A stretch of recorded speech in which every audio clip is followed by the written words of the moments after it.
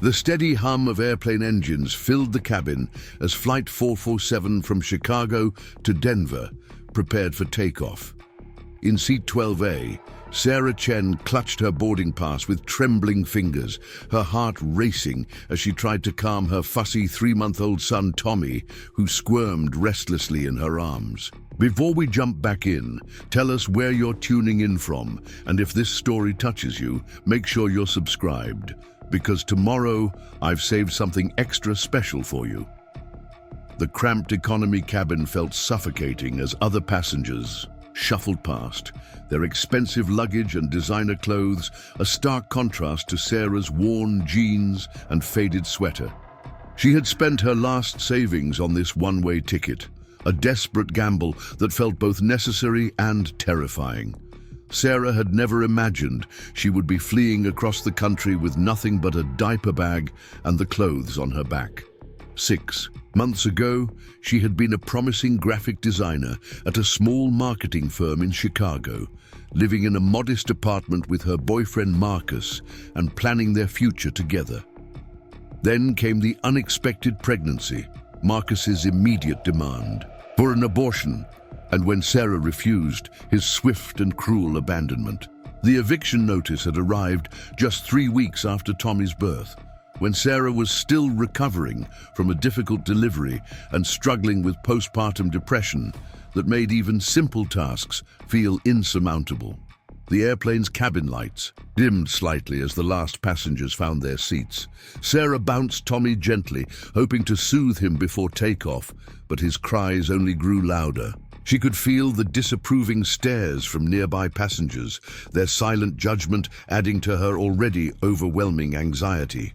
A businessman in an expensive suit 2 rows ahead turned around with an annoyed expression, making no effort to hide his irritation.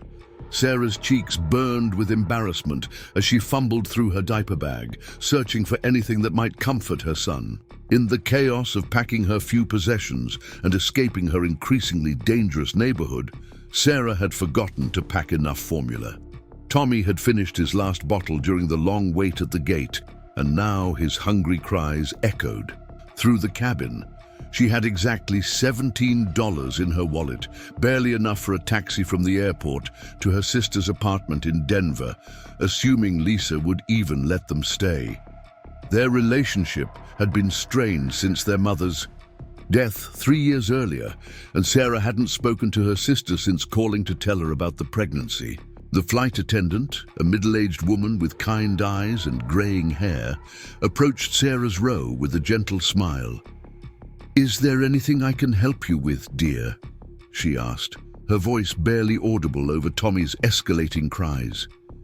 Sarah felt tears threatening to spill as she explained her situation, the words tumbling out in a desperate whisper about forgotten formula and empty bottles. The flight attendant, whose name tag read Patricia, nodded sympathetically and promised to see what she could find once they were airborne. As the plane began to taxi toward the runway, Sarah noticed the seat next to her remained empty. She silently prayed it would stay that way, giving her a little extra space to tend to Tommy without disturbing another passenger. Her prayers seemed answered until the very last moment, when a tall figure in an impeccably tailored charcoal suit hurried down the aisle, checking seat numbers with urgent efficiency. Michael Rodriguez had barely made the flight after his business meeting in Chicago. Ran longer than expected. As the founder and CEO of Rodriguez Technologies, a company that had revolutionized sustainable energy storage, he was accustomed to a life of private jets and first-class accommodations.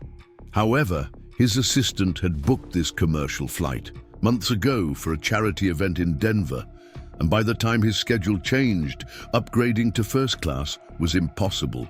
The irony wasn't lost on him that a man worth over $2 billion was settling into a middle seat in economy class. Michael had built his empire from nothing, growing up in East Los Angeles as the son of immigrant parents who worked multiple jobs to make ends meet. His father had been a janitor at 3 different office buildings, working 16-hour days to support his family, while his mother cleaned houses for wealthy families in Beverly Hills. They had sacrificed everything for Michael's education, believing that knowledge was the only path to a better life. Their faith had paid off when Michael earned a full scholarship to MIT, where he studied electrical engineering and developed the battery technology that would later make him one of the youngest billionaires in America. Despite his success, Michael remained haunted by memories of struggle and uncertainty.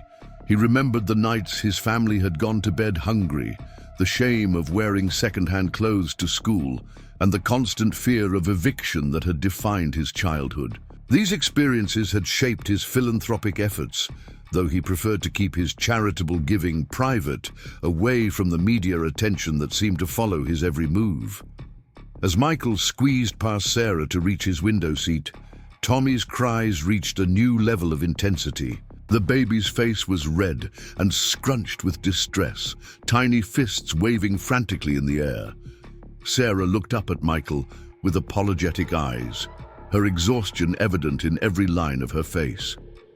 "I'm so sorry," she whispered, barely audible over her son's wails.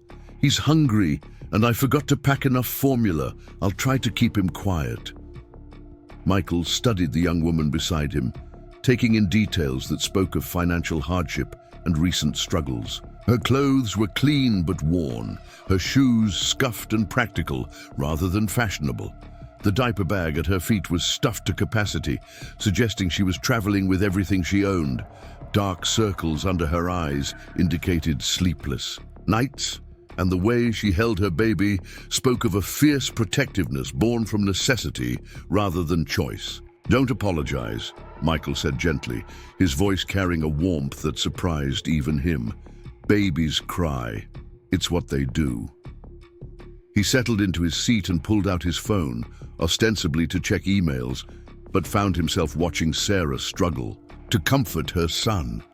There was something about her determination in the face of obvious adversity that reminded him of his own mother, who had faced impossible challenges with quiet dignity and unwavering love. The plane lifted off into the gray February sky, Chicago's skyline disappearing beneath a blanket of clouds. Tommy's cries continued unabated, and Sarah's distress grew more apparent with each passing minute. She tried everything she could think of: changing his position, singing softly in his ear, offering him a pacifier that he immediately rejected. Preparing and narrating this story took us a lot of time, so if you are enjoying it, subscribe to our channel. It means a lot to us. Now back to the story. Other passengers were beginning to show their impatience more openly, with several making pointed comments about crying babies and the inconsideration of parents who traveled with infants. Patricia, the flight attendant, returned with a small container of powdered formula she had managed to find in the emergency supplies. "This should help," she said kindly, handing Sarah the container along with a bottle of water. "The galley has warm water if you need it." Sarah's eyes filled with grateful tears as she accepted the formula, but her relief was short-lived when she realized she had no way to properly mix and warm the bottle. The airplane's tiny bathroom was hardly suitable for preparing baby formula, and she lacked the proper equipment to ensure the mixture was safe for Tommy's delicate system. Michael watched this exchange with growing concern. He had witnessed enough hardship in his youth to recognize genuine desperation when he saw it. Sarah's careful rationing of her few resources, the way she counted and recounted the small bills in her wallet, and her obvious relief at the flight attendant's kindness all pointed to someone operating on the very edge of survival. When Sarah excused herself to attempt mixing the formula in the airplane bathroom, Michael made a decision that would alter both their lives in ways neither could imagine. He quietly signaled Patricia and, when she approached, spoke in low tones about arranging for proper formula preparation. Patricia's eyes brightened with understanding, and she quickly disappeared toward the front of the plane. Within minutes, she returned with a properly prepared bottle, warmed to the perfect temperature and mixed with the precision that only professional training could provide. She had clearly consulted with someone in first class who had experience with infant care, though she didn't elaborate on the details. When Sarah returned from her unsuccessful attempt at formula preparation, she found the perfectly prepared bottle waiting for her. Patricia explained that another passenger, a pediatric nurse traveling in first class, had volunteered to help prepare the formula properly. Sarah's eyes welled with tears at this unexpected kindness from a stranger, and Tommy immediately accepted the bottle, his cries subsiding into contented sucking sounds. As the cabin grew quieter, Michael found himself studying Sarah more closely. There was an intelligence in her eyes that spoke of education and ambition temporarily derailed by circumstances. The way she spoke to Tommy, the gentle patience she showed despite her obvious exhaustion, and the careful attention she paid to his needs, suggested someone who approached motherhood with the same dedication she had likely brought to other areas of her life. "Thank you," Sarah whispered to Michael, assuming he had somehow been involved in arranging for the formula. "I don't know how to repay such kindness." Michael simply nodded, uncomfortable with gratitude he felt he hadn't earned. The truth was, he had merely facilitated what the flight crew was already willing to do. But Sarah's assumption revealed how rare such simple acts of human decency had become in her recent experience. As Tommy finished his bottle and finally settled into peaceful sleep, Sarah allowed herself to relax for the first time in hours. The steady rhythm of the airplane engines created a soothing backdrop, and the warmth of her sleeping son against her chest provided a comfort she desperately needed. She gazed out the window at the clouds below, trying to imagine what awaited her in Denver and whether her sister would truly welcome them into her home. Michael, meanwhile, found his attention divided between his laptop and the quiet scene beside him. He had important emails to answer and a presentation to review for tomorrow's charity gala. But something about Sarah's story intrigued him. He had spent years surrounded by people who wanted something from him, whether it was business partnerships, investment opportunities, or simply access to his wealth and influence. Sarah's complete lack of recognition, her genuine gratitude for small kindnesses, and her obvious focus on her child's welfare rather than her own comfort created a refreshing change from his usual interactions. The flight continued smoothly through the afternoon sky, and gradually both Sarah and Tommy succumbed to exhaustion.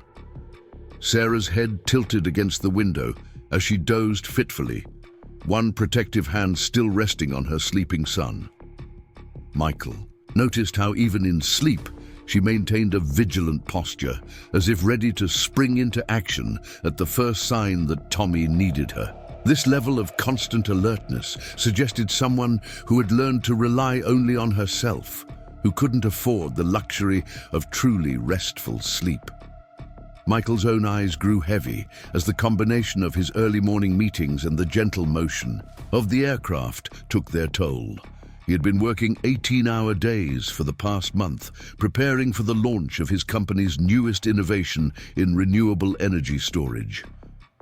The technology promised to revolutionize how homes and businesses stored solar energy, potentially making sustainable living accessible to millions of families who couldn't previously afford such systems. It was the kind of breakthrough that could change the world, but the pressure of bringing it to market had left Michael exhausted and stressed. As sleep finally claimed him, Michael's last conscious thought was of his parents and the struggles they had endured to give him opportunities they could never have imagined for themselves. His father had died 5 years earlier from complications related to decades of exposure to industrial cleaning chemicals, a cruel irony for a man who had spent his life making office buildings spotless for others. His mother still lived in the same small house in East Los Angeles, though Michael had long since paid off the mortgage and ensured she would never want for anything again. The airplane continued its journey across the American heartland, carrying its passengers through time zones and weather patterns toward their various destinations. In the economy cabin, three strangers slept peacefully, unaware that their chance encounter was about to reveal connections that spanned years and circumstances that would challenge everything they thought they knew about fate, family, and the invisible threads that bind human lives together. Sarah dreamed of her childhood home in Portland, where she had grown up as the daughter of two social workers who dedicated their lives to helping vulnerable families. Her parents had instilled in her a deep sense of social responsibility and a belief that everyone deserved dignity and respect, regardless of their circumstances. They had been devastated by her teenage pregnancy during her senior year of high school, not because they were ashamed, but because they knew how much harder her life would become. Sarah had surprised everyone by choosing to give the baby up for adoption, a decision that had allowed her to attend college and pursue her dreams of becoming a graphic designer.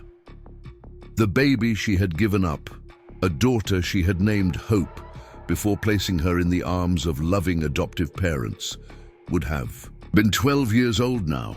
Sarah rarely allowed herself to think about Hope, but the experience of early motherhood had left an indelible mark on her soul. When she discovered she was pregnant again with Tommy, the decision to keep him had been immediate and absolute, despite Marcus's objections and the financial impossibility of raising a child on her own.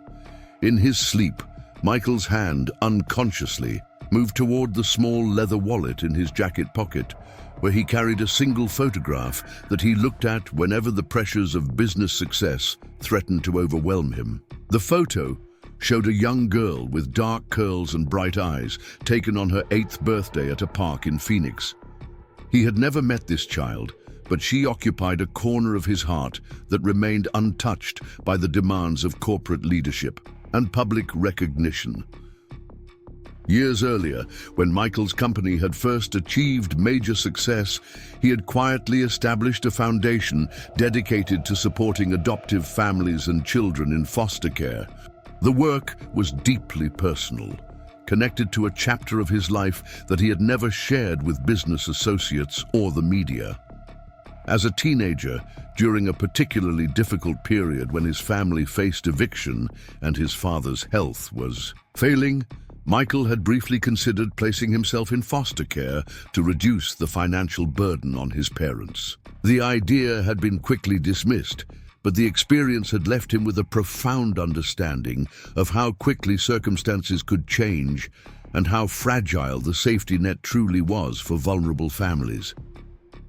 Tommy stirred slightly in his sleep, making the soft sounds that infants make when dreaming. Sarah automatically adjusted her position to ensure his comfort, a movement so instinctive it didn't wake her. Michael, despite being asleep, seemed to sense the disturbance and shifted slightly in his seat, unconsciously creating more space for the mother and child beside him. These small accommodations, made without conscious thought, would later seem significant when viewed in the context of everything that was about to unfold. The airplane began its initial descent toward Denver International Airport as the afternoon sun cast long shadows across the Colorado landscape below. The captain's voice crackled through the intercom, announcing their approach and the local weather conditions. Passengers throughout the cabin began to stir, gathering their belongings and preparing for landing. Sarah woke first, blinking in confusion before remembering where she was and why. Tommy remained peacefully asleep, his tiny chest rising and falling with the steady rhythm of infant slumber. Michael woke moments later, stretching as much as the confined space would allow. He glanced at his watch and realized they would be landing in less than 30 minutes. His driver would be waiting to take him directly to the downtown hotel where the charity gala was being held that evening. As one of the event's major sponsors, he was expected to give a speech about corporate social responsibility and the importance of supporting vulnerable communities. The irony of discussing these topics just hours after encountering genuine need in the seat beside him was not lost on him. Sarah gathered her few possessions methodically, checking and rechecking that she had everything in the small space around. Her seat, her movements were careful and deliberate, those of someone who couldn't afford to lose anything because replacing it would be impossible. She had Tommy's diaper bag, her own small purse, and a single carry-on suitcase that contained everything she owned. The weight of starting over with so little pressed down on her as the reality of her situation became clearer with each mile closer to Denver. As the plane touched down and taxied toward the gate, Sarah's anxiety returned in full force. She had no idea what kind of reception awaited her at her sister's apartment, no backup plan if Lisa refused to help, and no money for a hotel room if things went badly. Tommy would need another feeding soon, and she had no more formula beyond the small amount Patricia had provided. The charitable kindness of strangers had carried her this far, but she couldn't expect such luck to continue indefinitely. Michael noticed Sarah's growing tension as they waited for the airplane door to open. Her hands shook slightly as she gathered Tommy's blanket, and she kept checking her phone as if expecting bad news. He found himself wanting to offer some form of assistance, but years of dealing with people who wanted to exploit his wealth had made him cautious about extending help to strangers. Still, something about Sarah's situation felt different from the usual requests for money or favors that came his way. Her need appeared genuine, her gratitude authentic, and her focus entirely on her child's welfare rather than her own comfort. The passengers began to file off the plane in the usual chaotic manner of commercial air travel. Michael, despite his wealth and status, waited patiently in his seat, allowing families with small children to disembark first. Sarah struggled to manage Tommy, the diaper bag, and her suitcase while navigating the narrow aisle, and Michael instinctively reached out to help steady her as she passed. The brief contact, just his hand on her elbow to prevent her from stumbling, created a moment of connection that surprised them both with its intensity. "Thank you," Sarah said softly, meeting his eyes for just a moment before continuing toward the exit. "For everything." Michael wanted to respond, to offer some words of encouragement or practical assistance, but the press of other passengers made conversation impossible. He watched her disappear into the crowd at the gate, noting how she moved with determined purpose despite her obvious fear and uncertainty. As Michael finally left the aircraft and walked through the terminal toward baggage claim, he found himself thinking about Sarah and Tommy instead of the business matters that usually occupied his mind during travel. There had been something familiar about her story, her situation, and her quiet dignity in the face of overwhelming challenges. The parallels to his own family's struggles were unmistakable, but there was something else, some detail or connection, that nagged at the edge of his consciousness without quite forming a complete thought. Sarah, meanwhile, stood in the bustling terminal, clutching Tommy and trying to summon the courage to call her sister. The last conversation they had shared, nearly 4 months earlier, had ended with harsh words about responsibility and poor choices. Lisa had made it clear that she disapproved of Sarah's decision to keep the baby, especially after Marcus abandoned them. The prospect of asking for help from someone who had already expressed such judgment felt almost as frightening as the alternative of facing homelessness with an infant. The Denver airport buzzed with activity as travelers hurried to catch connecting flights or reunite with waiting families. Sarah found a quiet corner near a coffee shop and dialed her sister's number with trembling fingers. The phone rang 4 times before Lisa answered, her voice cautious and slightly annoyed at the interruption.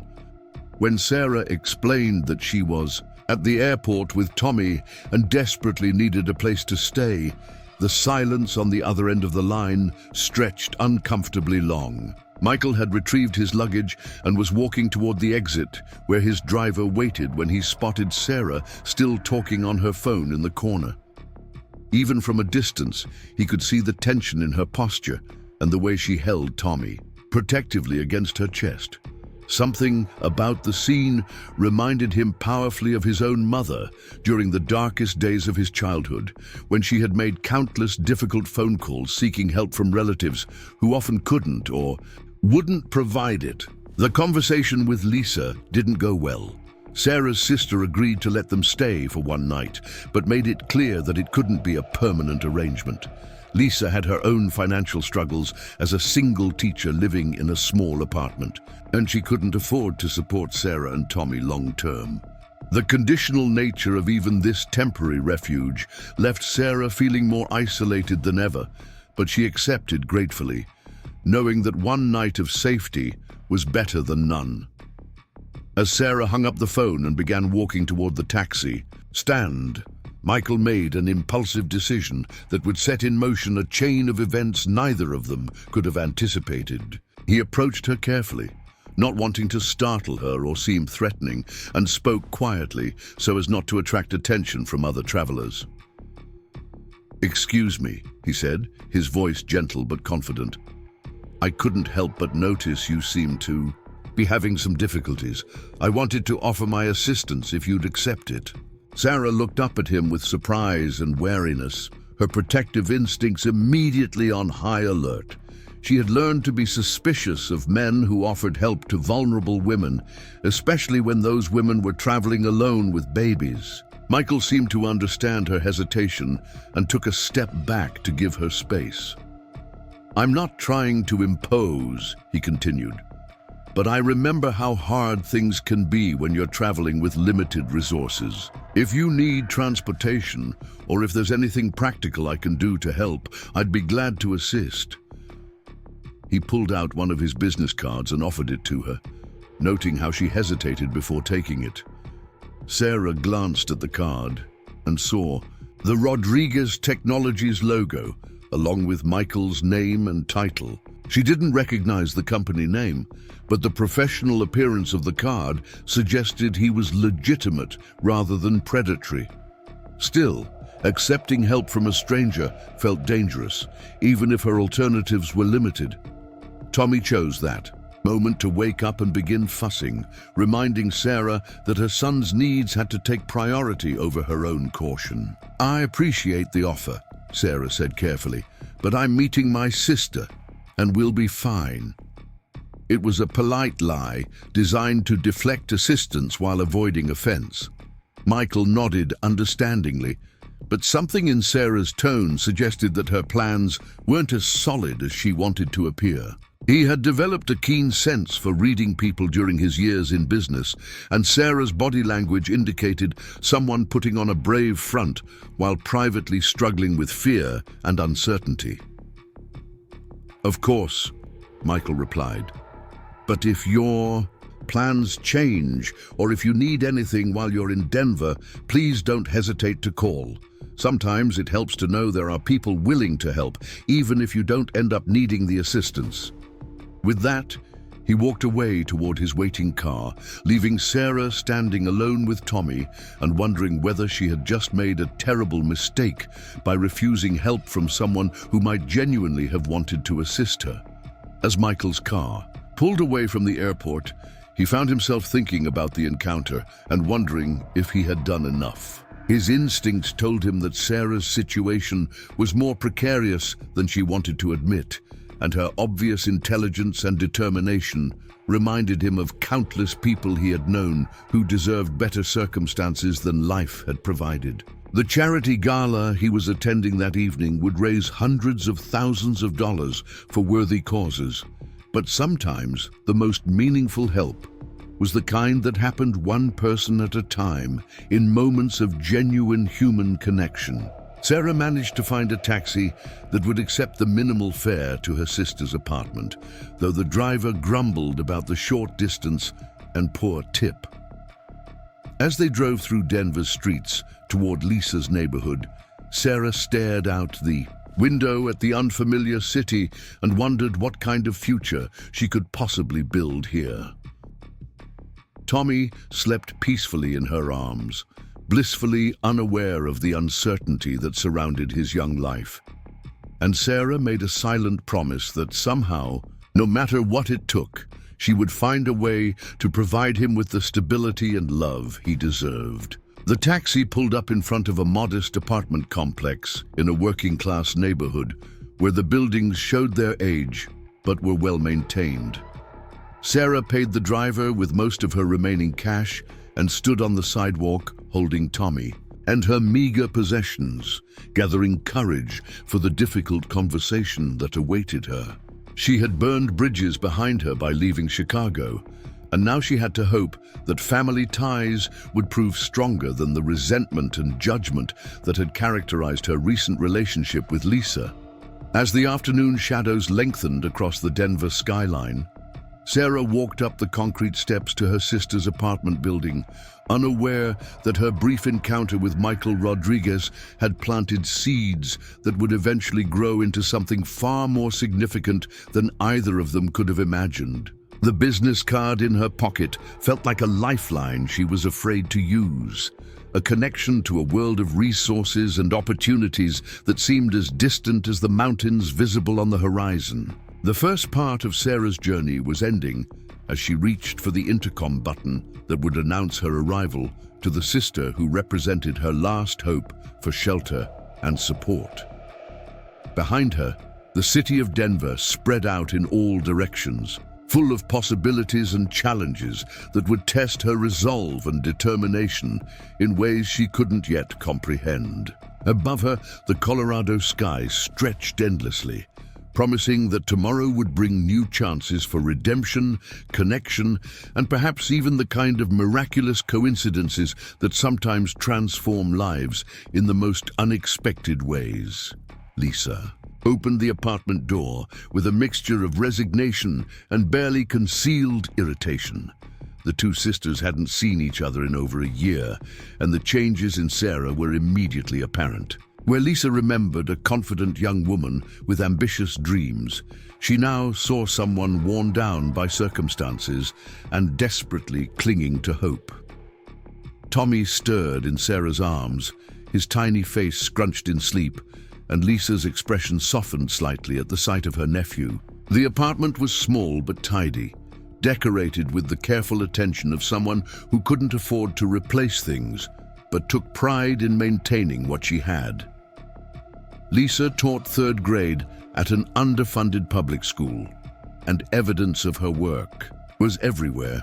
Stacks of papers to grade, colorful educational posters, and a corner dedicated to art supplies she purchased with her own money because the school budget couldn't cover them. The contrast between the sisters' lives was stark, but both were fighting their own battles against financial uncertainty.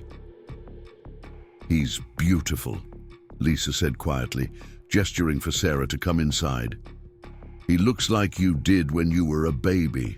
The comment carried weight beyond its simple words, acknowledging family connections that had been strained but never entirely broken. Sarah felt tears threatening as she stepped into the small living room, overwhelmed by the relief of having a roof over Tommy's head, even temporarily. They sat on Lisa's second-hand couch, and Sarah found herself pouring out the story of the past few months. She talked about Marcus's abandonment, the eviction, and the terrifying reality of being completely alone with a newborn. Lisa listened without judgment, her teacher's instincts recognizing genuine distress when she saw it. Despite their differences, she couldn't ignore the fact that Sarah had always been resilient, and if she was asking for help, the situation had to be truly desperate. "You can stay on the couch for a few days," Lisa said finally. "But Sarah, I can't support both of you long term. I'm barely making ends meet myself, and the school district has been talking about layoffs. You need to find a job, and you need to figure out childcare for Tommy." The conditions were reasonable but daunting, given Sarah's complete lack of resources and connections in Denver. That evening, as Tommy slept in a makeshift bed created from couch cushions and pillows, Sarah sat at Lisa's small kitchen table with her laptop, searching online job boards with growing desperation. Her graphic design portfolio was strong, but most positions required experience she didn't have or software access she couldn't afford. The few entry-level opportunities paid barely enough to cover rent, let alone childcare and other necessities. Lisa emerged from her bedroom in pajamas, carrying 2 cups of tea. She set one in front of Sarah and sat down across from her, studying her sister's face in the glow of the laptop screen. "What about social services?" she asked gently. "There might be programs to help with childcare while you're job hunting." Sarah had already researched those options during her final weeks in Chicago, but the waiting lists were months long and the requirements complex. "I applied for everything I could find," Sarah admitted. "Food assistance, housing vouchers, childcare subsidies. Most programs have waiting lists, and some require you to be employed before you can qualify for the help you need to get employed. It's like a maze designed to keep people from actually getting assistance." The frustration in her voice reflected months of navigating bureaucratic obstacles that seemed insurmountable for someone in crisis. Lisa reached across the table and squeezed Sarah's hand. "We'll figure something out," she said, though her own voice carried uncertainty. "Maybe you could freelance from here while I'm at work, take on small graphic design projects. It wouldn't be much, but it might help you build a portfolio and earn some income." It was a kind suggestion, but both sisters knew that freelance work required time to develop clients and establish reputation, luxuries Sarah couldn't afford. As the night wore on, Sarah found herself thinking about Michael Rodriguez and the business card still tucked in her purse. She had looked up his company online and been amazed to discover that Rodriguez Technologies was a major player in renewable energy, with Michael himself featured in recent articles about innovative entrepreneurs making a difference in sustainable technology. The man who had sat beside her in economy class was apparently worth billions, yet he had offered help without any apparent ulterior motive. The next morning brought new challenges as Sarah attempted to navigate job applications while caring for Tommy in Lisa's small apartment. Her son was going through a growth spurt and seemed constantly hungry, draining their limited formula supply faster than expected. Lisa had left early for school, taking with her the car that represented their only reliable transportation. Sarah found herself trapped in the apartment with a fussy baby and dwindling resources, watching the clock and calculating how long she could make their remaining formula last. By noon, Sarah had reached a breaking point. Tommy was crying inconsolably, having finished the last of their formula an hour earlier. The nearest store was 6 blocks away, and she had no money for a taxi and no way to carry both Tommy and groceries. Back to the apartment. In desperation, she pulled out Michael's business card and stared at it for several minutes, weighing her pride against her son's immediate needs. The call went directly to a receptionist at Rodriguez Technologies, who politely but efficiently screened the unexpected contact. Sarah explained that she had met Michael Rodriguez on a flight the previous day and that he had offered assistance if needed. She felt foolish making such a vague request, but her desperation overrode her embarrassment. The receptionist, probably accustomed to unusual requests directed at her high-profile boss, promised to pass along the message. Michael was in a board meeting when his assistant slipped him a note about Sarah's call. He had been thinking about the encounter intermittently since the previous evening, particularly during his speech at the charity gala about the importance of helping families in crisis. The timing of her call felt significant, as if the universe was testing whether his public commitment to social responsibility extended to personal action when opportunity presented itself. He excused himself from the meeting and returned Sarah's call from his office. The conversation was brief but revealing. Sarah's voice carried the particular strain of someone trying to maintain composure while everything fell apart around her. She explained her immediate need for baby formula and transportation, apologizing repeatedly for bothering him, but clearly out of other options. Michael listened without interruption, recognizing the courage it must have taken for her to make the call. "Where are you staying?" Michael asked, and Sarah gave him Lisa's address. He knew the neighborhood, a working-class area where many of his company's entry-level employees lived. "I'm going to send someone to help you get what you need. Don't worry about paying for anything right now. We can figure out the details later." Before Sarah could protest or thank him, he had ended the call and was already making arrangements. Within 30 minutes, a delivery van from an upscale grocery store arrived at Lisa's apartment building. The driver, a kind woman in her 50s, carried multiple bags of supplies, formula, diapers, baby food, and basic groceries. She also handed Sarah an envelope containing $500 in cash and a note from Michael explaining that this was not charity, but an advance against future work opportunities he wanted to discuss with her. Sarah sat on Lisa's couch, holding the note and trying to process what had just happened. The generosity was overwhelming, but Michael's characterization of it as an advance rather than charity suggested he had something specific in mind. The note included his direct phone number and a request that she call him that evening to discuss possibilities for employment that might accommodate her situation as a single mother. The afternoon passed in a blur of caring for Tommy, who was finally content after being properly fed and researching Rodriguez technologies more thoroughly. Sarah discovered that the company had an extensive community outreach program focused on supporting sustainable development in underserved communities.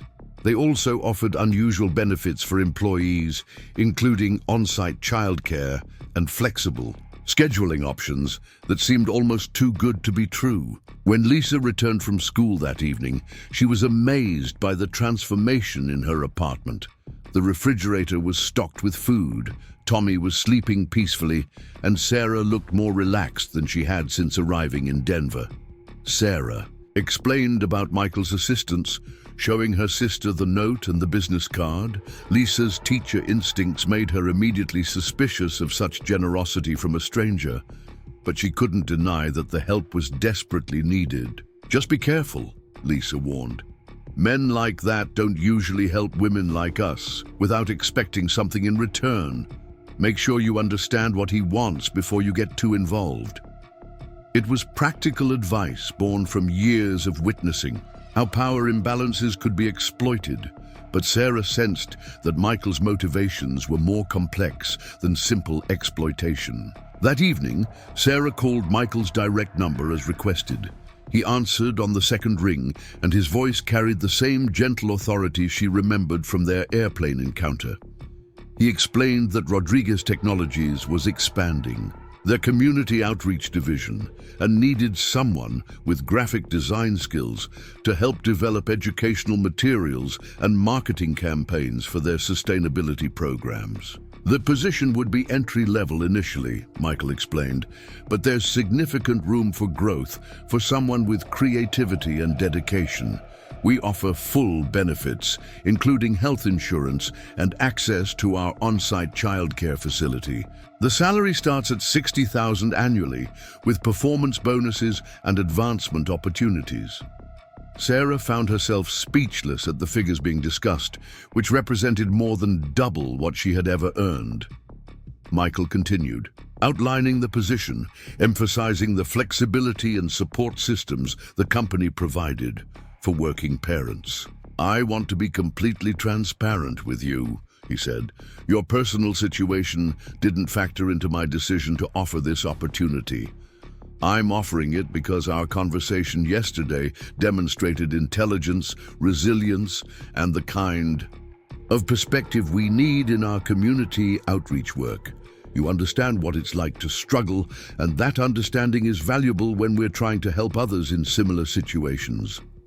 Sarah asked about the timeline and logistics. "Still, hardly believing that such an opportunity could materialize so quickly.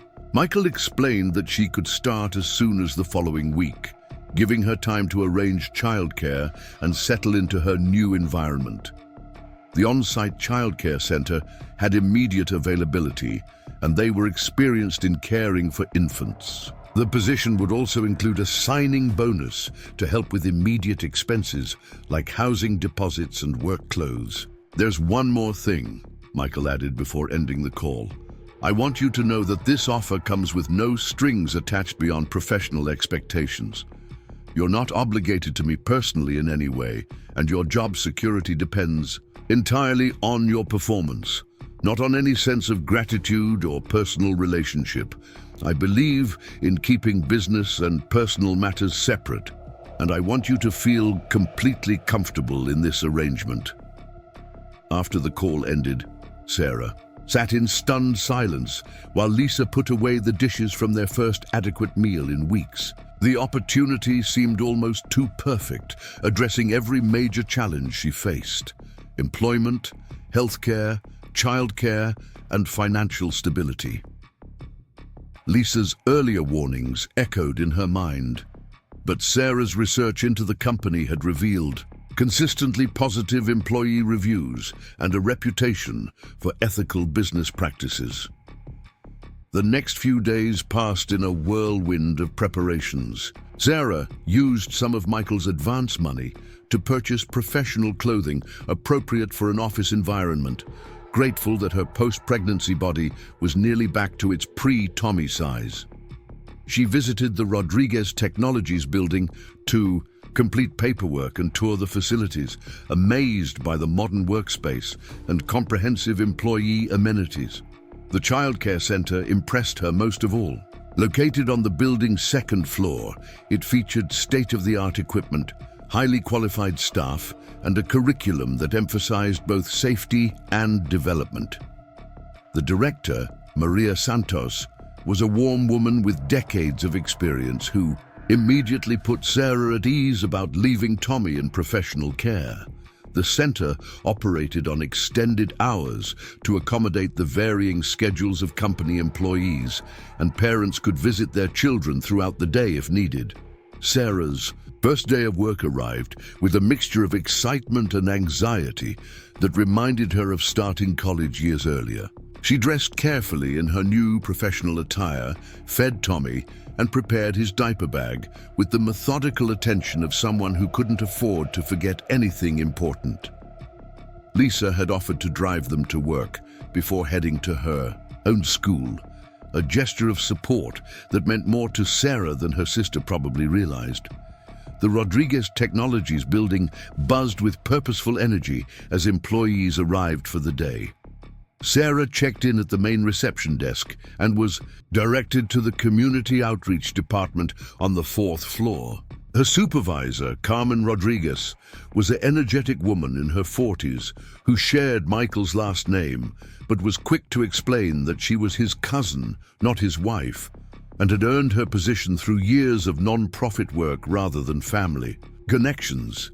Carmen gave Sarah a comprehensive orientation to the department's current projects and goals. Rodriguez Technologies community outreach focused on 3 main areas: providing sustainable energy solutions to low-income housing developments, supporting educational programs about environmental conservation, and offering job training in green technology fields. Sarah's role would involve creating visual materials to support all 3 initiatives, from brochures and websites to social media campaigns and educational presentations. The work was immediately engaging and meaningful in ways Sarah's previous jobs had never been. Her first assignment involved designing informational materials about solar panel installation for a housing development that served formerly homeless families. As she researched the project and began sketching initial concepts, Sarah realized that she was creating resources that could genuinely improve people's lives, reducing their energy costs and environmental impact while providing them with greater housing stability. During her lunch break, Sarah visited Tommy at the childcare center and was delighted to find him thriving in the structured environment. Maria showed her photos taken throughout the morning of Tommy participating in age-appropriate activities and socializing with other infants. The quality of care was exceptional, and Sarah felt confident leaving him there while she focused on her work. Michael made a point to check in with Sarah during her first week, but his interactions were brief and professional. He asked about her adjustment to the role and whether she had everything she needed to be successful, but he maintained the appropriate boundaries between employer and employee. Sarah appreciated this approach, which allowed her to prove herself, based on merit rather than personal obligation. As the days passed, Sarah discovered that her colleagues were genuinely welcoming and supportive. Many of them were parents themselves and understood the challenges of balancing work and family responsibilities. The company culture emphasized collaboration over competition, and Sarah found herself contributing ideas and perspectives that were valued and implemented. Her graphic design skills were stronger than she had realized, and the meaningful nature of the work inspired creativity she hadn't experienced in previous positions. After 2 weeks on the job, Sarah had produced materials for 3 different projects and received uniformly positive feedback from community partners who would be using her designs. Carmen called her into the office for her initial performance review, and Sarah was amazed to learn that her work was exceeding expectations in both quality and productivity. The feedback gave her confidence that she was building a sustainable career rather than simply accepting temporary assistance. One evening, as Sarah was preparing to leave work, she encountered Michael in the elevator. They had exchanged polite greetings throughout her employment, but hadn't had an extended conversation since her hiring.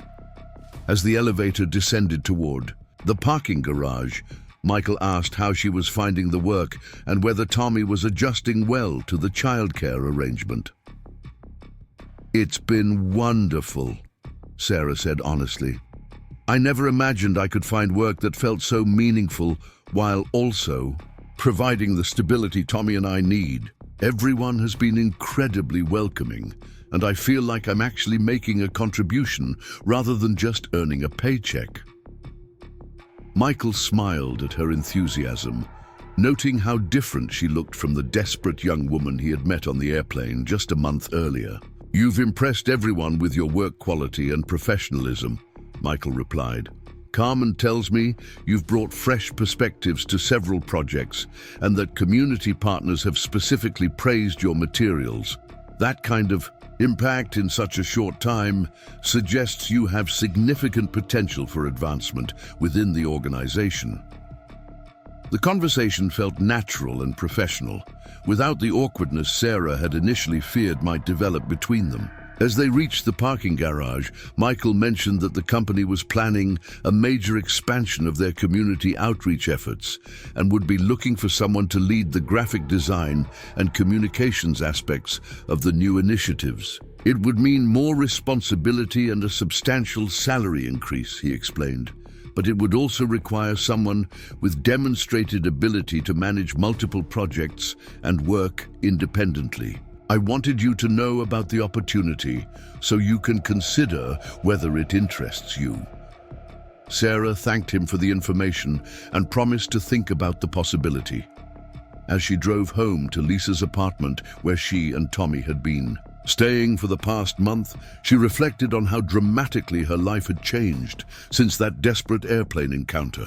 The job had provided not just financial stability, but also a sense of purpose and professional identity she had been missing since Tommy's birth. Lisa had been watching these developments with a mixture of pride and concern. She was thrilled to see her sister thriving professionally and personally, but she remained wary of the rapid pace of change and the role Michael Rodriguez had played in Sarah's transformation. During dinner that evening, she voiced some of her reservations while acknowledging the positive outcomes. "I'm not saying you should be ungrateful," Lisa explained carefully, But doesn't it seem a little too convenient that this incredibly successful businessman just happened to sit next to you on a flight and then offer you the perfect job? I mean, what are the odds that someone with his resources would take such a personal interest in helping a stranger? The questions were fair, reflecting concerns that Sarah herself had wrestled with despite the positive results. Sarah had wondered about the same things, but her daily interactions with Michael and her colleagues suggested that the company genuinely operated according to the values they publicly espoused. Michael's behavior had been consistently professional and appropriate, without any hint of personal agenda beyond helping someone in need. The work environment was supportive and ethical, and her advancement seemed based entirely on performance rather than favoritism. "I think he's exactly what he appears to be," Sarah said finally. "Someone who succeeded despite difficult circumstances and wants to help others do the same. The company culture reflects those values throughout the organization, not just in his individual behavior. And honestly, even if there were ulterior motives, the opportunity has been life-changing for Tommy and me. I'm not going to question good fortune when it allows me to provide for my son and do meaningful work." The conversation was interrupted by Tommy, waking from his evening nap, fussy and demanding attention. As Sarah fed and soothed him, she thought about the promotion opportunity Michael had mentioned and the possibility of truly establishing herself professionally in Denver. The signing bonus from her current position had allowed her to start looking for an apartment of her own, giving both sisters the space they needed while maintaining their improving relationship. 3 weeks later, Sarah was offered the promotion Carmen had discussed with her. The new position came with a 40% salary increase, expanded responsibilities, and the opportunity to travel occasionally to visit project sites around the country. Most importantly, it represented recognition of her abilities and potential for continued growth within the organization. Sarah accepted the offer with gratitude and determination to prove herself worthy of the trust being placed in her. Her new role required her to work more closely with Michael on strategic planning for the company's community initiatives. Their professional relationship deepened as they collaborated on developing comprehensive outreach programs that could serve as models for other companies interested in meaningful social responsibility. Sarah discovered that Michael's public reputation for innovation and ethical leadership was matched by his private commitment to using his success to benefit others. During one late afternoon planning session, as they reviewed proposals for a new educational program about sustainable technology, Michael shared some of his personal history and the experiences that had shaped his approach to business success. He talked about his parents' sacrifices, the challenges of growing up in poverty, and the responsibility he felt to use his advantages to help others who faced similar obstacles. "Success without service is ultimately meaningless," he said, looking out his office window at the Denver skyline.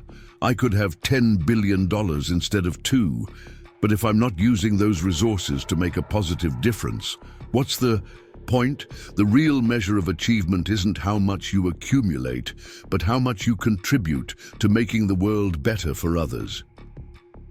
The comment revealed depths of character that explained his willingness to help a stranger on an airplane. Sarah found herself sharing her own story more fully during these conversations, talking about her parents' work in social services and the values that had shaped her own desire to do meaningful work. She mentioned her difficult decision to place her first child for adoption and how that experience had influenced her determination to provide stability for Tommy despite challenging circumstances. Michael listened with the focused attention of someone who understood that personal history shaped professional motivations. As autumn arrived in Denver, Sarah had fully established herself in her new role and begun to feel truly settled in her adopted city. She had found a comfortable apartment within walking distance of Tommy's daycare and Lisa's school. allowing the sisters to maintain their relationship while giving Sarah the independence she needed. Her work was receiving recognition both within the company and from external organizations interested in replicating their successful community outreach models. Tommy was thriving in the structured environment of the childcare center, meeting developmental milestones and forming relationships with other children and caregivers. Sarah had been able to enroll in evening classes to complete her college degree, something that had seemed impossible just months earlier.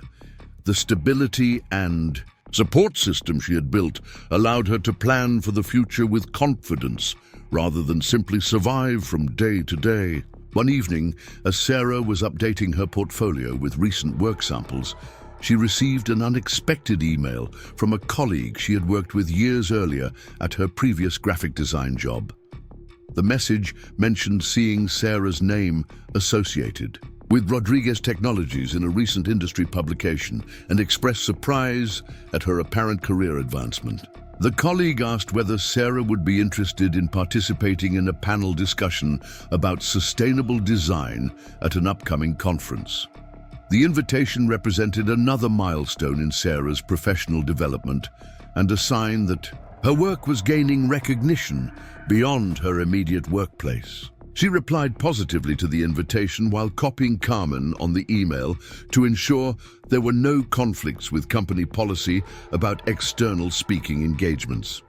Carmen not only approved the participation, but offered to have the company sponsor Sarah's attendance at the conference as part of their commitment to employee development.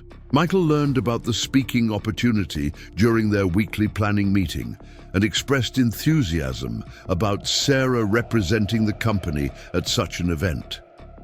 "This kind of recognition reflects the quality of work you've been producing," he said.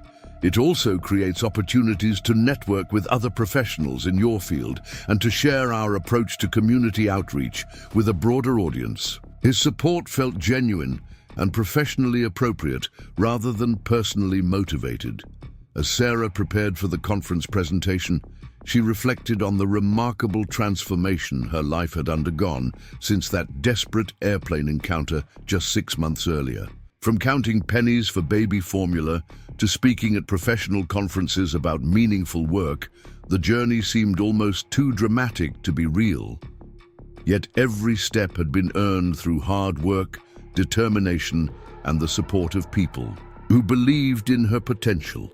The success felt sustainable rather than temporary because it was built on genuine skills and contributions rather than charity or luck. Sarah had proven herself capable of producing high-quality work, managing increasing responsibilities, and representing her company effectively in professional settings.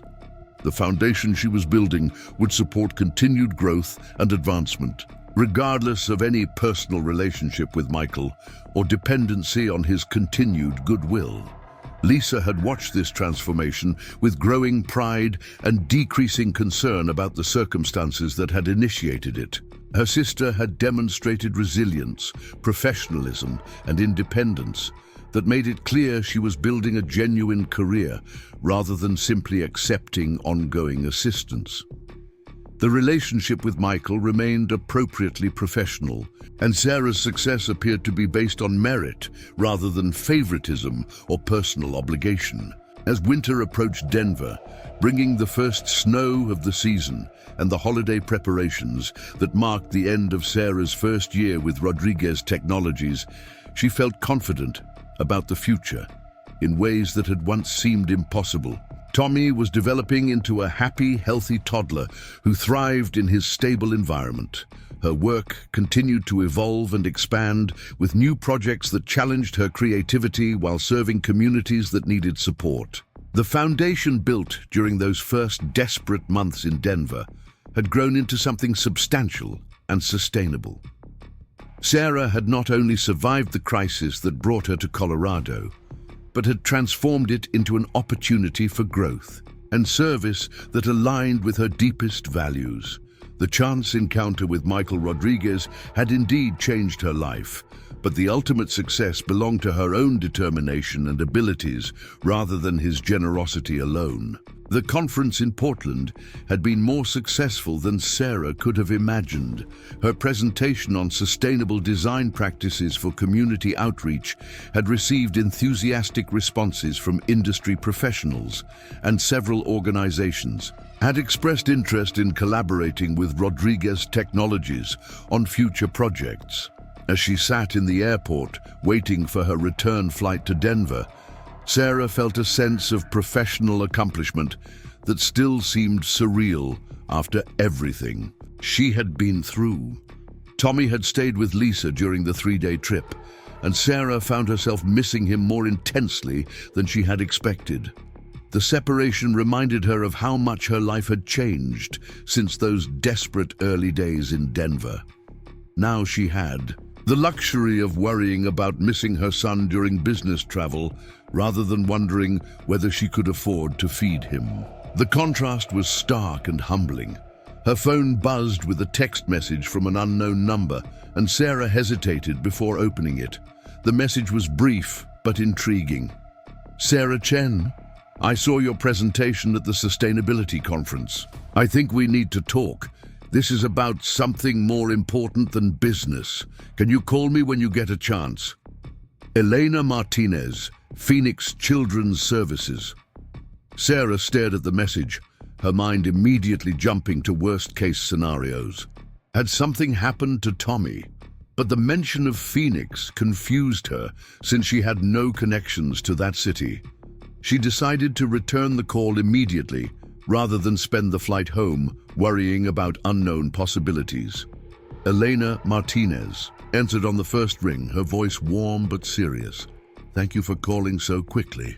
I'm sorry to contact you out of the blue like this, but I saw your name and photo in the conference materials, and I had to reach out.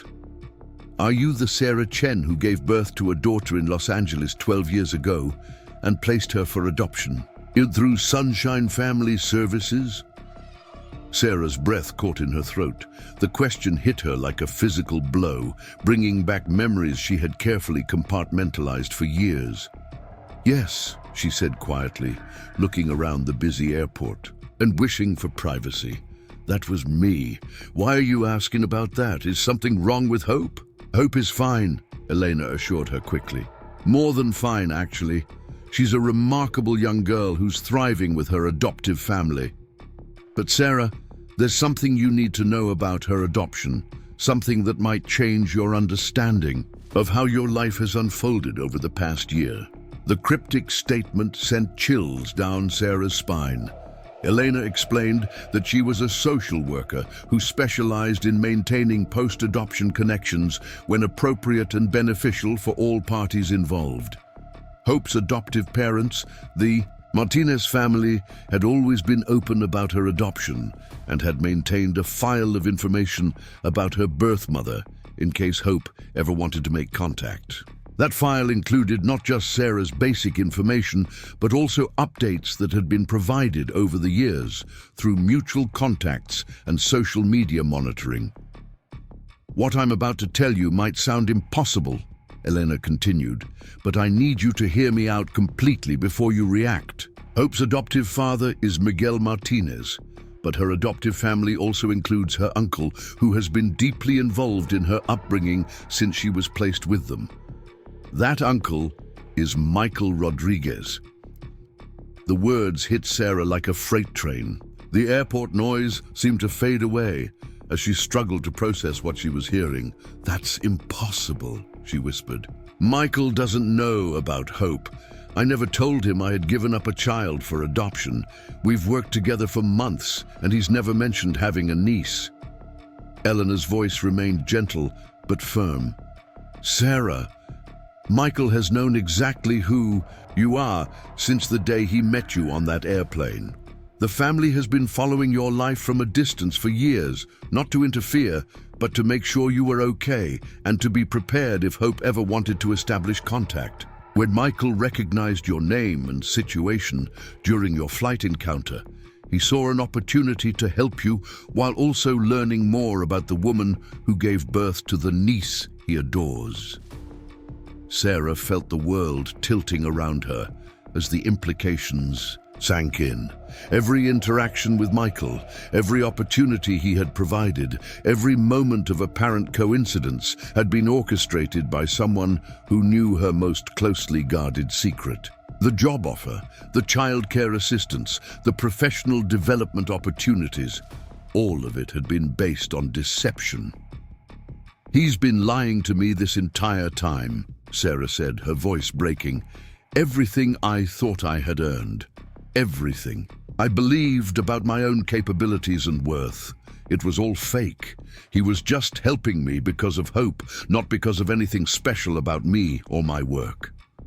The hurt in her voice was palpable, mixed with anger and profound disappointment.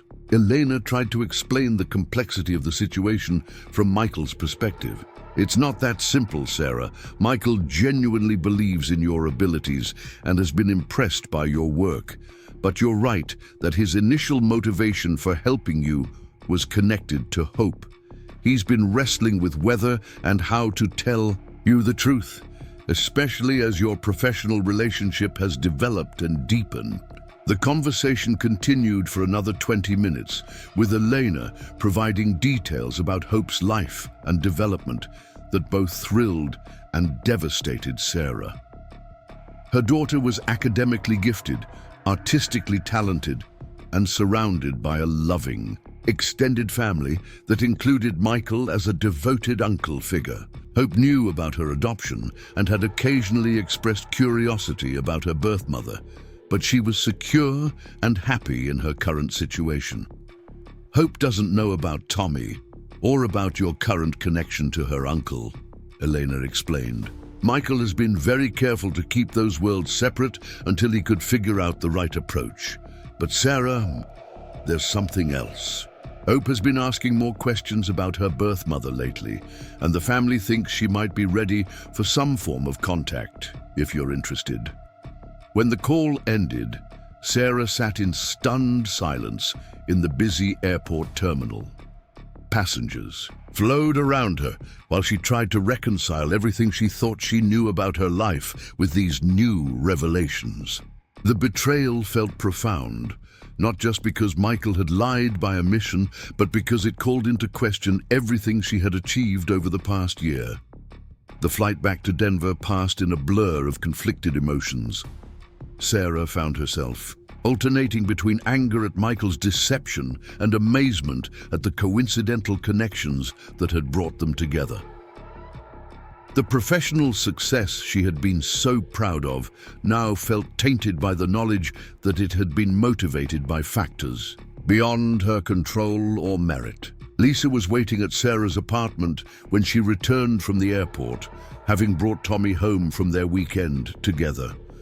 One look at Sarah's face told her that something significant had happened during the trip. As Sarah recounted Elena's revelations, Lisa's expression shifted from concern to outrage on her sister's behalf. "He manipulated you," Lisa said firmly. "Everything you've been through, all the gratitude you've felt, the way you've been praising his character and generosity. It was all based on lies. He knew exactly who you were and what buttons to push to make you feel indebted to him." Lisa's teacher instincts for recognizing manipulation were in full force. Sarah held Tommy close, drawing comfort from his warm weight against her chest. "But what if he genuinely cares about me beyond the hope connection?" she asked, voicing the confusion that had plagued her throughout the flight home.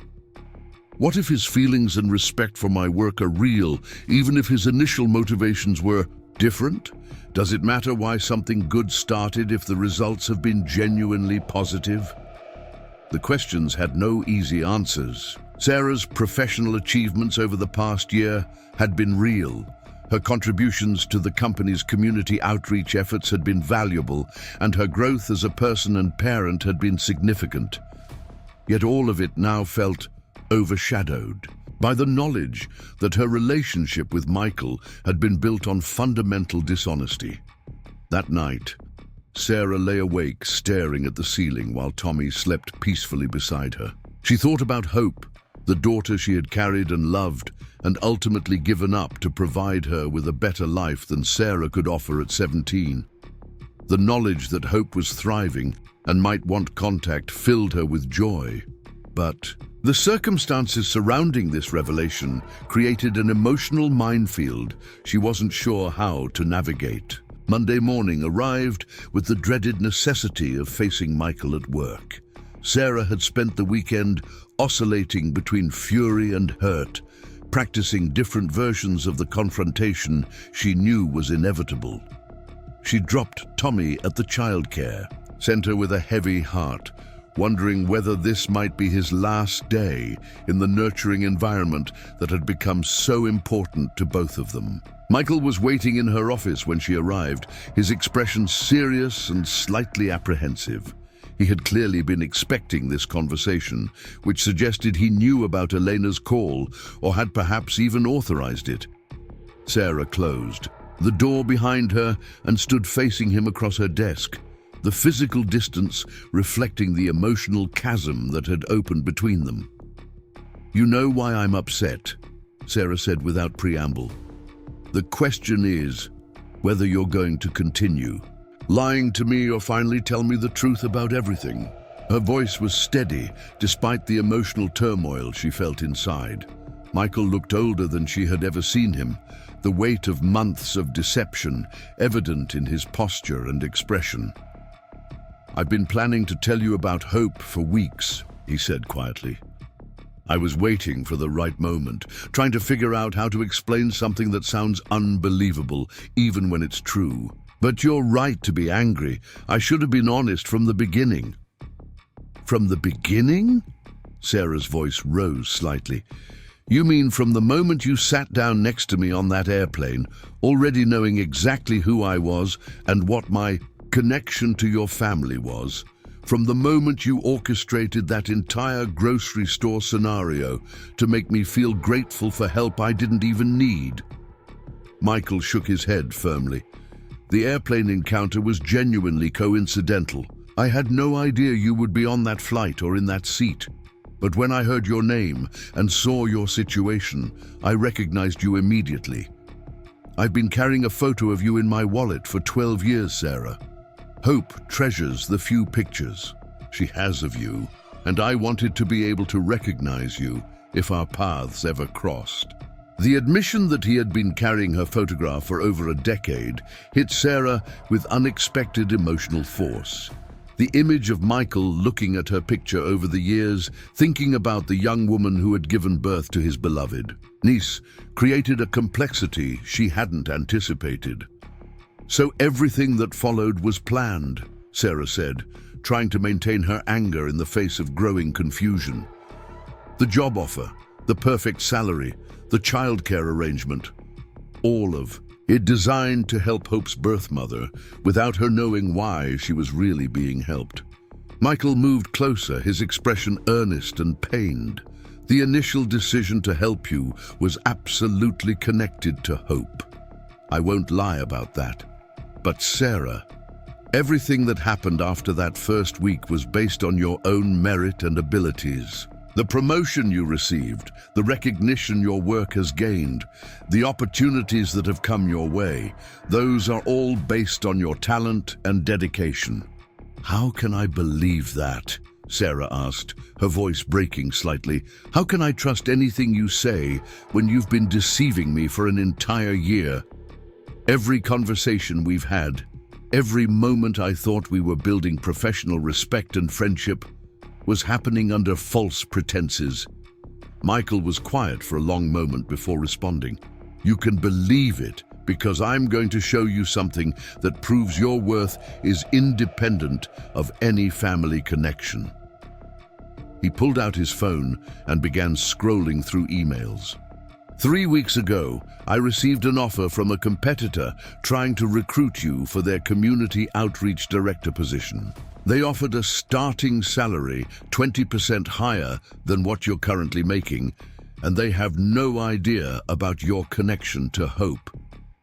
He handed her the phone so she could read the recruitment email herself. The offer was genuine and substantial, clearly based on research into her professional accomplishments rather than personal circumstances. The competing company had identified her through her conference presentations and industry publications, exactly the kind of recognition she had been working toward throughout her career. "Why didn't you tell me about this?" Sarah asked, looking up from the phone. "Because I was hoping you would choose to stay with us when I offered you the community outreach director position myself," Michael admitted. "I've been planning to promote you to that role for months, but I wanted to time it right and make sure you were ready for the increased responsibilities. Your connection to hope influenced my decision to help you initially, but it has nothing to do with my assessment of your professional capabilities." Sarah set the phone down and walked to the window, looking out at the Denver skyline while she processed this new information. The job offer from another company did suggest that her professional reputation was genuine and independent of Michael's influence, but the fundamental issue of trust remained unresolved. "What about Hope?" she asked without turning around. "What does she know about all this? Does she know you've been working with her birth mother for the past year while keeping it secret from everyone involved?" "Hope knows nothing about you working here," Michael said. "She knows I help fund programs that support families in crisis, and she's proud of that work, but she doesn't know about any specific individuals we've assisted. She doesn't even know that I've been following your life from a distance all these years." Sarah turned back to face him. "But she's been asking about me lately. Elena said she might be ready for contact." "Hope is 12 now, old enough to start forming her own questions about her origins and identity," Michael explained. "Miguel and Carmen have always been open with her about the adoption, and they've prepared her for the possibility that someday she might want to know more about her birth family. Those questions have become more frequent lately, especially as she's developed her own interests in art and design." The mention of Hope's artistic interests sent a jolt through Sarah. "She's interested in design?" Michael smiled slightly, the first genuine expression of warmth she had seen from him that morning. "She's incredibly talented. Her room is filled with drawings and paintings, and she's been taking advanced art classes since she was 8. Miguel jokes that she inherited your creative genes along with your determination." Despite her anger and hurt, Sarah felt a surge of maternal pride at learning about Hope's talents and development. The daughter she had given up to provide with better opportunities was apparently thriving in exactly the ways Sarah had hoped when she made that difficult decision years earlier. "I need time to think about all of this," Sarah said finally. "I need to figure out whether I can continue working here, knowing what I know now, and I need to decide whether I'm ready to have any kind of contact with Hope. This is too much to process all at once." Michael nodded understandingly. "Take all the time you need. Your job is secure, regardless of what you decide about the personal aspects of this situation. I meant what I said about keeping business and personal matters separate. Your professional value to this company is not dependent on any family connection or personal relationship." "But it started that way," Sarah pointed out. "How do I separate those things when the foundation was built on deception? How do I know which of my achievements are real and which are the result of your hidden agenda?" "Because you can test that independence right now," Michael said, pulling out a business card. "This is the contact information for the company that tried to recruit you. Call them back and explore the opportunity. If you decide their offer is better for your career, I'll support your decision and provide excellent references. If you decide to stay with Rodriguez Technologies, it will be because you genuinely believe this is the best place for your professional growth." Sarah took the business card and studied it, recognizing the company name as a major player in sustainable development consulting. The opportunity was real and significant. offering the kind of career advancement she had been working toward throughout her professional life. The fact that Michael was encouraging her to explore it suggested his commitment to her success was genuine rather than possessive. "What happens if I take this other job?" she asked. "What happens to any possibility of contact with Hope? I'd lose that opportunity because I'm no longer useful to you professionally. Your relationship with Hope, if you choose to pursue one, is completely separate from your professional decisions," Michael said firmly. "Hope is 12 years old and capable of forming her own relationships. If she wants to know her birth mother, that desire won't change based on where you work or what your relationship with me might be." The conversation was interrupted by a knock on Sarah's office door. Carmen entered with a stack of materials for an upcoming project, her expression brightening when she saw her cousin. "Perfect timing," she said to Michael. "I wanted to show Sarah the community feedback we received about her latest campaign materials. The response has been overwhelmingly positive." Vicky, Carmen spread out several printed emails and letters on Sarah's desk, all praising the clarity and emotional impact of educational materials Sarah had designed for a housing assistance program. The feedback was detailed and specific, clearly from people who had no idea about any personal connections between Sarah and the company leadership. "This kind of community response is exactly what we hope for," Carmen continued enthusiastically. "Sarah, your ability to communicate complex information in accessible, emotionally resonant ways is exactly what our outreach efforts have been missing. I've been meaning to tell you that 3 other organizations have specifically requested to work with us because of the quality of materials you've been producing." Sarah looked at the feedback letters, many handwritten by program participants expressing gratitude for information that had helped them access resources they desperately needed. The impact was real and meaningful, independent of any family, drama, or hidden agendas. Her work was genuinely helping people, and her skills were genuinely valuable.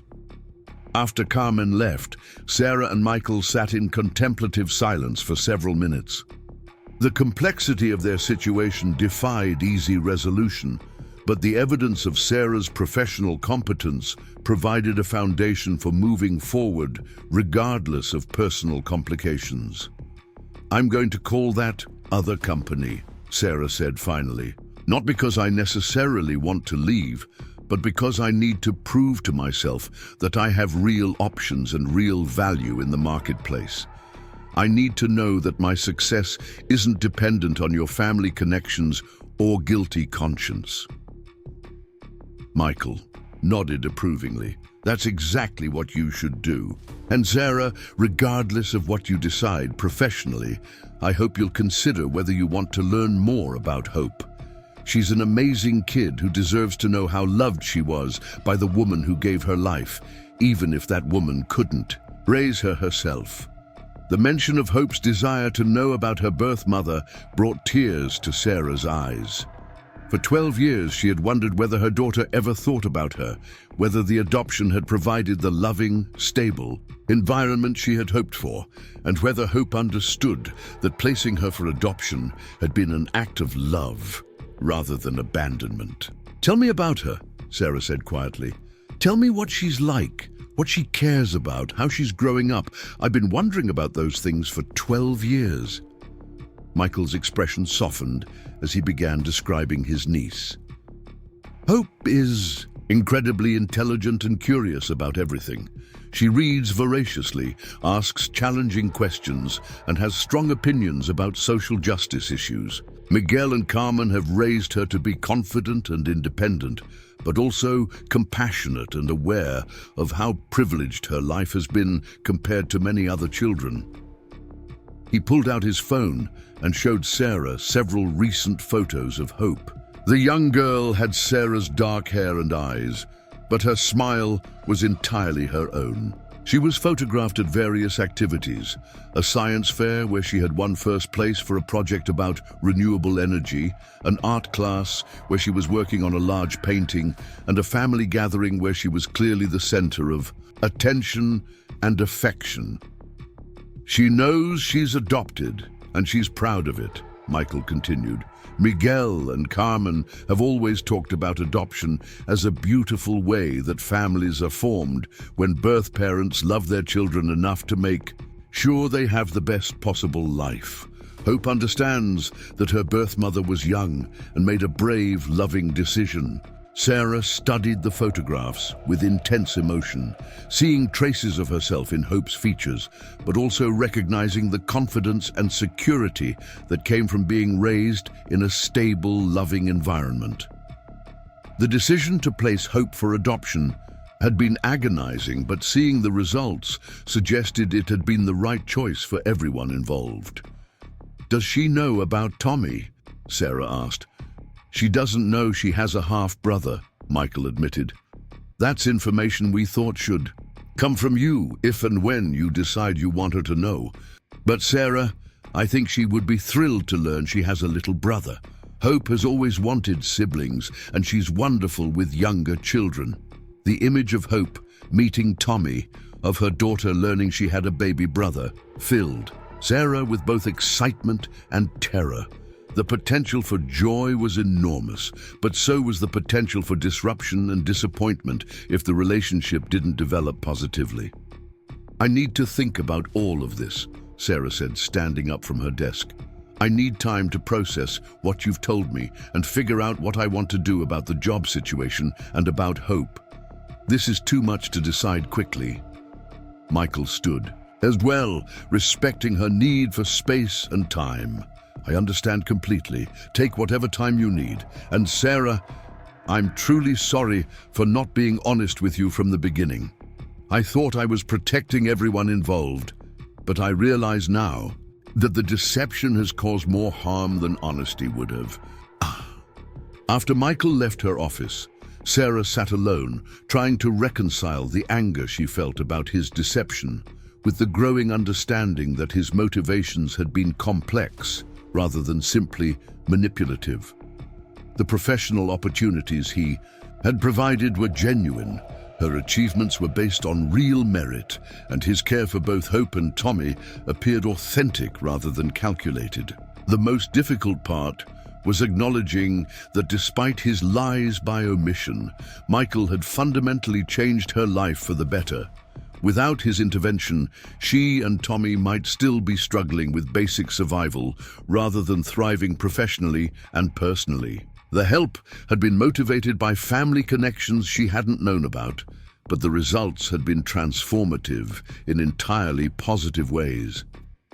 As the day progressed, Sarah found herself alternating between productive work and distracted contemplation of her impossible situation. Her colleagues noticed her distraction but attributed it to fatigue from the conference travel. Carmen stopped by late in the afternoon to check on her and to discuss plans for implementing some of the ideas Sarah had gathered during her Portland presentations. "You've really found your calling in this work," Carmen observed as they reviewed Sarah's conference notes. "The passion you bring to community outreach is exactly what these programs need to be successful. I hope you know how much your contributions have meant to the families we serve." The comment reinforced Sarah's growing realization that regardless of how her employment had begun, the work itself was meaningful and her contributions were valuable. The deception about Michael's motivations didn't change the fact that she was helping families in crisis access resources they desperately needed.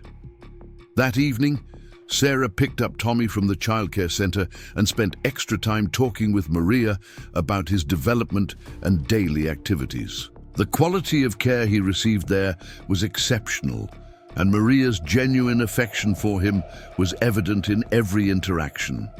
Leaving this supportive environment would be difficult for both of them, regardless of what Sarah decided about her professional future. At home, Sarah called the competing company that had tried to recruit her and scheduled a phone interview for the following week. The opportunity was intriguing and would provide the independent validation she needed to assess her true market value. Whether she ultimately accepted their offer would depend on multiple factors, but exploring the option was necessary for her peace of mind. Lisa arrived for dinner with Chinese takeout and wine, sensing that her sister needed both comfort food and emotional support. As they ate and talked, Sarah found herself working through the complex emotions surrounding her discoveries about Michael and Hope. Lisa listened without judgment while offering practical perspectives on the difficult decisions Sarah faced. "The question isn't whether Michael should have told you sooner," Lisa said finally. "The question is what you want to do now that you know the truth. Do you want to have a relationship with Hope? Do you want to continue working for a company where you know you can make a real difference? Can you forgive Michael for trying to protect everyone involved, even if his methods were wrong?" The questions crystallized the essential issues Sarah needed to resolve. Her anger about the deception was valid, but it didn't have to determine her future choices. She could acknowledge feeling betrayed while still recognizing that the outcomes had been positive for everyone involved, including Hope, Tommy, and herself. As the evening wound down and Tommy played contentedly on the living room floor, Sarah felt the first stirring of clarity about her situation. The path forward wouldn't be simple, but it was beginning to take shape in her mind. She had decisions to make about her career, her relationship with Michael, and most importantly, her potential connection with the daughter she had never stopped loving but had been afraid to hope she might see again. Up next, you've got two more standout stories right on your screen. If this one hit the mark, you won't want to pass these up. Just click and check them out.